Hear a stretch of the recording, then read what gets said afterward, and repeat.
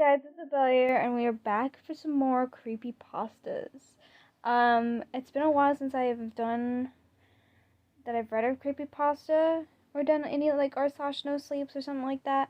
I don't remember how I do it because it's been what fucking years since I've done it.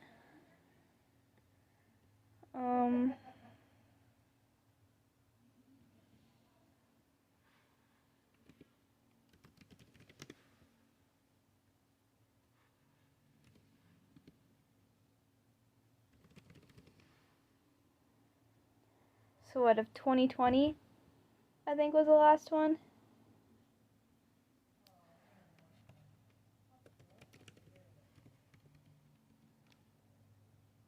Yeah. So 2020. So oopsie daisy, my bad. Didn't know that, but so today we're gonna be reading a story called Bedtime. It's got 5 parts. It says reading should take about an hour. So I'll split this up into a couple of parts because this is pretty long. So yep, rated estimated time 57 minutes. So I'll split it up into parts and let's get right into it. Part 1, the beginning. Bedtime is supposed to be a happy event for a child. For me, it was terrifying. When some children might complain about being put to bed before they have finished watching a film or playing their favorite video game, when I was a child, nighttime was something to truly fear. Somewhere in the back of my mind, it still is. As someone who trained in sciences, I cannot prove that what happened to me was objectively real, but I can swear that what I experienced was genuine horror. A fear in my life, I'm glad to say, has never been equaled. I will relate to you all now the best I can, make of it what you will, but I am glad to just get it off my chest. I can't remember exactly when it started, but apprehension towards falling asleep seemed to correspond with me being moved into a room of my own. I was 8 years old at the time. Until then I had shared a room quite happily with my older brother.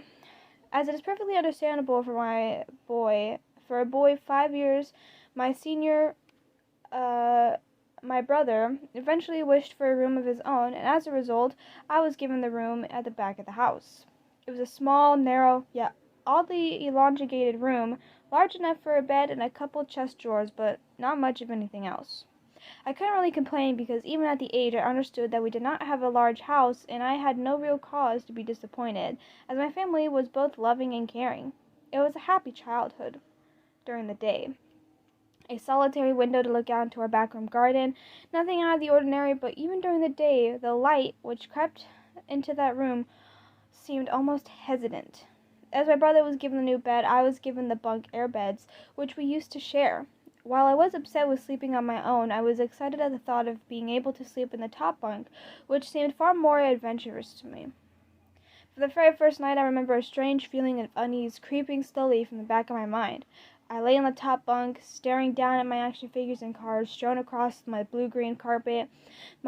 As imaginary battles and adventures took place between the toys on the floor, I couldn't help but feel that my eyes were being slowly drawn towards the bottom bunk, as if something was moving in the corner of my eye, something which did not wish to be seen. The bunk was empty, impeccably made, the dark blue blanket tucked neatly, partially covering 2 rather bland white pillows. I didn't think any of it at the time. I was a child, and the noise slipping from under my bed from my parents' television bathed me in a warm sense of safety and well-being. I fell asleep. When you awaken from a deep sleep to something moving or stirring, it can take a few moments for you to truly understand what is happening. The fog of sleep hangs over your eyes and ears, even when lucid. Something was moving. There was no doubt about that. At first, I wasn't sure what it was. Everything was dark, almost pitch black, but there was enough light creeping from outside the outline to narrowly suffocating room. 2 thoughts appeared in my mind, almost simultaneously. The first, that was my parents were in bed because the rest of the house lay both in darkness and silence. The second thought turned to the noise. the noise, which had obviously woken me. As the last cobwebs of sleep withered from my mind, the noise took over a more familiar form. Sometimes the simplest of sounds can be the most unnerving. A cold wind whistling through the tree outside, a neighbor's footsteps uncomfortably close, or in this case, the simple sound of bedsheets rustling in the dark. There it was, bedsheets rustling in the dark, as if some disturbed sleeper was attempting to get all too comfortable in the bottom bunk. I lay there in disbelief that the noise was either my imagination or perhaps just my pet cat finding somewhere comfortable to spend the night. It was when that I noticed my door, shut as it's always been since I have fallen asleep. Perhaps my mom had checked on me and the cat had sneaked into my room then. Yes, that must have been it. I turned to face the wall, closing my eyes in the vein of that I hope that I could fall back to sleep. As I moved, the rustling noise from underneath me increased. I thought that I must have disturbed my cat, but quickly I realized that the visit at the bottom bunk was much less mundane than my pet trying to sleep, and much more sinister. As if alerted and disgruntled by my presence, the disturbed sleeper began to toss and turn violently like a child having a tantrum in their bed. I could hear the sheets twist and turn in increasingly ferocity. Fear then gripped me, not like a subtle sense of unease I experienced earlier, but now potent and terrifying. My heart raced as my eyes panicked, scanning almost impenetrable darkness. I let out a cry. As most young boys do, I instinctively shouted out to my mother. I could hear something stir on the other side of the house, but I began to breathe a sigh of relief that my parents were coming to save me. The bunk bed suddenly started to shake violently as if it was gripped by an earthquake, scraping against the wall. I could hear the sheets below thrashing around as if tormented by malice. I did not want to jump down to safety, as if I feared the thing at the bottom bunk would reach out and grab me, pulling me into darkness. So I stayed there, white knuckles clenching my own blanket like the shroud of protection. The wait seemed like an eternity. The door finally and thankfully burst open as I laid there bathed in the light, while the bottom bunk, the resting place of my unwanted visitor, lay empty and peaceful. I cried as my mother consoled me. Tears of fear followed by relief streamed down my face. Yet though all of the horror and relief, I did not tell her why I was so upset. I could not explain it. But it was as if though whatever had been in that bunk would return as if I so much spoke of it or uttered a single syllable of its existence. Whether that was the truth, I do not know, but as a child I felt like the unseen malice remained close, listening. My mother lay in the empty bunk, promising to stay there until morning. Eventually my anxiety diminished, tiredness pushed me back towards sleep, but I remained restless, waking up several times momentarily to the sound of rustling bedsheets. I remember the next day wanting to go anywhere but the narrow, suffocating room. It was a Saturday, and I played outside quite happily with my friends. Although our house was not large, we were lucky to have a long, sloping garden in the back. We played there often, as much of it was overgrown. We could hide in the bushes, climb the huge sycamore tree, which towered above all else, and easily imagine ourselves as thrones of a grand adventure in some untamed exotic land. As fun as it all was, occasionally my eye would turn into that small window, ordinary, slight, and innocuous, but for me the thin boundary was looking glass into a strange, cold pocket of dread. Outside, the lush green surroundings of our garden, filled the smiling faces of my friends, could not extinguish the creeping feeling of crawling its way up my spine, each hair standing on its end, the feeling that something in that room watching me play, waiting for that night I would be alone, eagerly filled with hate. It may sound strange to you, but at the time my parents ushered me back into that room for the night, I said nothing. I didn't protest. I simply didn't even make an excuse as to why I couldn't sleep there. I simply sullenly walked into that room, climbed a few steps on the top bunk, and then waited. As an adult, I would be telling everyone about my experience, but at that age, I felt almost silly for talking about something which I really had no evidence for. I would be lying, however, if I said this was my primary reason. I still felt like the whole thing would be enraged if I so much as spoke of it. It's funny how certain words can remain hidden from your mind, no matter how blatant or obvious they are. One word came to me that second night, lying there in the darkness alone, frightened, aware of the rotten change in the atmosphere, a thickening of the air as if something had displaced it. As I heard the first casual twist of the bedsheets below, the first anxious increase of my heart rate at the realization that something was once again in the bottom bunk, That word. A word had been sent to exile, filtered up through my consciousness, breaking free of all repression, gasping for air, screaming, etching, and carving itself into my mind. Ghost. As the thought came to me, I noticed that my unwelcome visitor had ceased moving. The bed sheets lay calm and dormant, but they had been replaced by something far more hideous. A slow, rhythmic, raspy breath heaved and escaped from the thing below. I could only imagine its chest rising and falling, with each sword, wheezing, and gargled breath. I shuddered and hoped beyond all hope that it would leave without occurrence. The house, as it lay the previous night, is a thick blanket of darkness. Silence prevailed all but I perverted breath of my as yet unseen bunkmate. I lay there terrified. I just wanted this thing to go, to leave me alone. What did it want? Then something unmistakably chilling transpired. It moved. It moved in a different form before. When it threw itself around the bottom bunk, it seemed unrestrained, without purpose, almost animalistic. This movement, however, was driven by awareness with purpose, with a goal in mind. For that thing to be lying there in darkness, that thing which seemed intent on terrorizing a young boy, calmly and nonchalantly sat up. Its labored breathing had become louder, as now the only mattress and flimsy wooden slate separated my body from the unearthly breath below. I lay there, my eyes filled with tears. A fear which mere words cannot relate to you or anyone else coursed through my veins. I would not have believed this fear would have been heightened, but I was so wrong. I imagined this thing would look like, sitting there, listening from below my mattress, hoping to catch the slightest hint that I was awake. My imagination turned into an unnerving reality. It began to touch the one slats of my mattress I sat on. It seemed to caress them carefully, running what I imagined to be fingers and hands across the surface of the wood. Then, with great force, it prodded angrily between the two slats of the mattress. Even through the padding, as it felt as if someone had viciously stuck their fingers into my side. I let out an almighty cry, and the wheezing, shaking, and moving thing in the bunk below replied in some kind of violently vibrating the bunk as if it had done the night before. Small flakes of paint powdered onto my back and the wall as the frame of the bed scraped along it, backwards and forwards. Once again I bathed in the light, and there stood my mother, loving and caring as she always was, with a comforting hug and calming words, which easily subsided my hysteria. Of course she asked what was wrong, but I could not say, I dared not to say. I simply said one word over and over and over again: nightmare. This pattern of events continued for weeks, if not months. Night after night I would awaken to the sound of rustling sheets. Each time I would scream so as not to provide this abomination, which with time and prod and feel for me, which each cry of the bed would shake violently, stopping the arrival of my mother, who would spend the rest of the night in the bottom bunk, seemingly unaware of the sinister force torturing her son nightly. Along the way I managed to feign illness a few times to come up with other less than truthful reason for sleeping in my parents' bed. But more often than not, I would be alone for the first few hours each night in that place. The room, with the light from the outside, did not sit right, alone with that thing. With time, you can become desensitized to almost anything, no matter how horrific.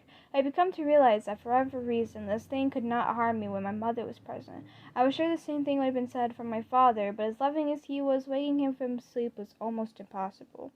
After a few months, I had grown accustomed to my nightly visitor. Do not mistake this for some unearthly friendship. I detested the thing. I still feared it greatly. I could almost sense its desires and its personality, if you could call it that.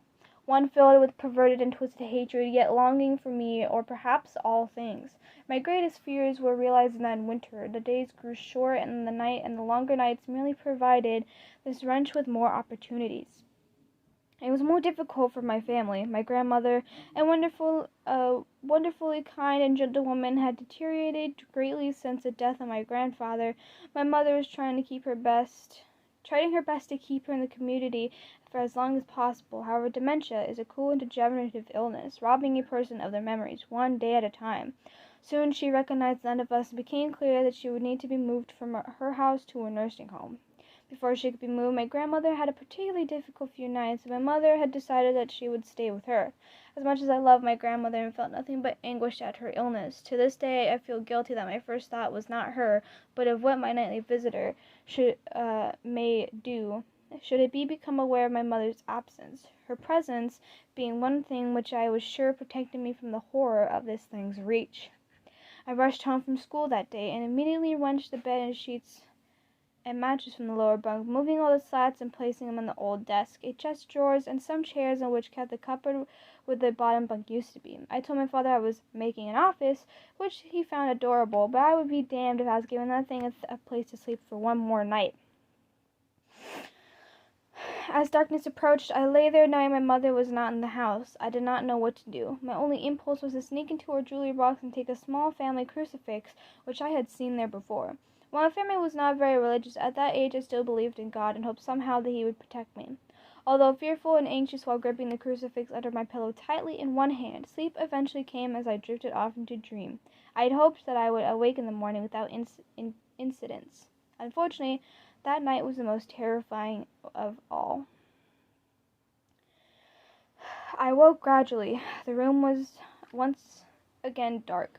As my eyes adjusted, I could gradually make out the window and the door and the walls and some toys on my shelf, and even to this day I still shudder to think about it, for there was no noise, no rustling of sheets, no movement at all.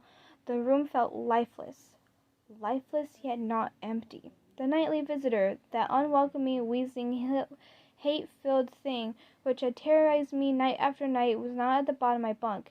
It was in my bed. I opened my mouth to scream, but nothing came out. In utter terror had shaken the very sound of my voice. I lay there motionless. If I could not scream, I did not want to let it know that I was awake.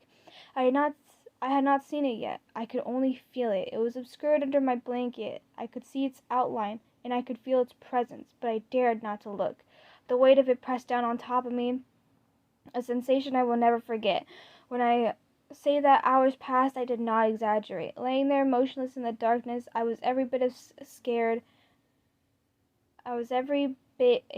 and frightened young boy. If it had been during summer months, it would have been light by then, but the grass of winter is long and unrelenting, and it would be hours before sunrise, a sunrise which I yearned for. I was a timid child by nature, but I would reach a breaking point, a moment where I could wait no more, or I could survive this intimately deviant abomination no longer. Fear can sometimes wear you out, make you threadbare, a shell of nerves, leaving an only slightest trace of you behind. I had to get out of the bed. Then I remembered the crucifix. My hand still laid underneath the pillow, but it was empty. I slowly moved my wrist around to find it, minimizing the best I could the sound of vibrations caused, but it could not be found. I had either knocked it off the top bunk, or it had. I could not even bear to think that it had been taken from my hand. Without the crucifix, I lost any sense of hope. Even at a young age, you can be acutely aware of what death is, and immensely frightened of it, I knew that I was going to die in that bed if I lay there, dormant, passive, doing nothing. I had to leave that room behind, but how? Should I leap from the bed and hope that I make it to the door? What if it was faster than me? Or should I slowly slip out of the top bunk, hoping to not disturb my uncanny bedfellow?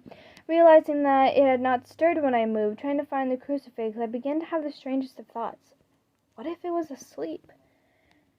It had so much as breathed since I had woken up. Perhaps it was resting, believing that it had finally got me, that I was finally in its grasp, or perhaps it was toying with me. After all, it had been doing just that for countless of nights, and now, with me under it, pinned against my mattress with no mother to protect me, maybe it was holding off, savoring its victory until the very last possible moment, like a wild animal savoring its prey.